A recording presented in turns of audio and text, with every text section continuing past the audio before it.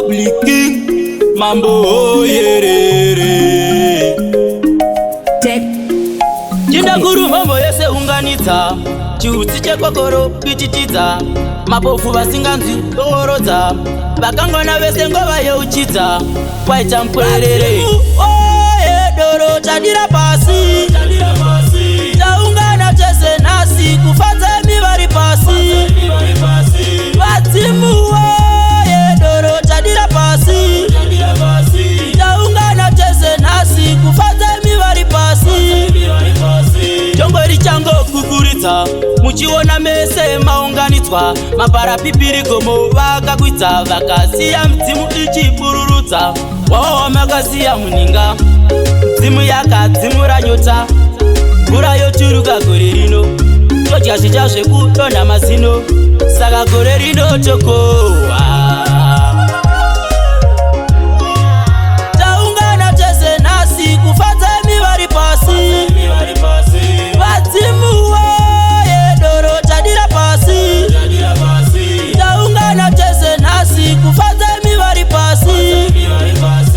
Musati matanga kudzana, bvisai ngowani ana soro chena, mokanda fodya pasi, kusimbisa zviri muninga, yobayiwa mhou kumatanga, ari yemadzisawira, vaimangoti tambidza, kana wamanda moridza, vamwe vachipururudza. Oye doro tadira pasi, taungana tese nasi kufadzemi vari pasi, vadzimu. Oye doro tadira pasi, taungana tese nasi kufadzemi vari pasi.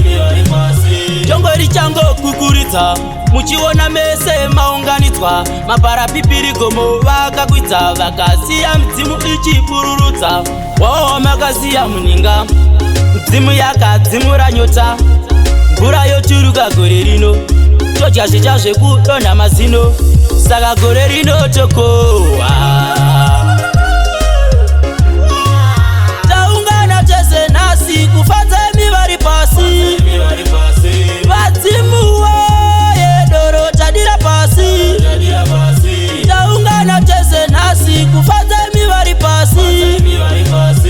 Musati matanga kudzana, bvisai ngowani ana soro chena, mokanda fodya pasi, kusimbisa zviri muninga, yobayiwa mhou kumatanga, ari yemadzisawira, vaimangoti tambidza, kana wamanda moridza, vamwe vachipururudza. Oye doro tadira pasi, taungana tese nasi kufadzemi vari pasi, vadzimu. Oye doro tadira pasi, taungana tese nasi kufadzemi vari pasi.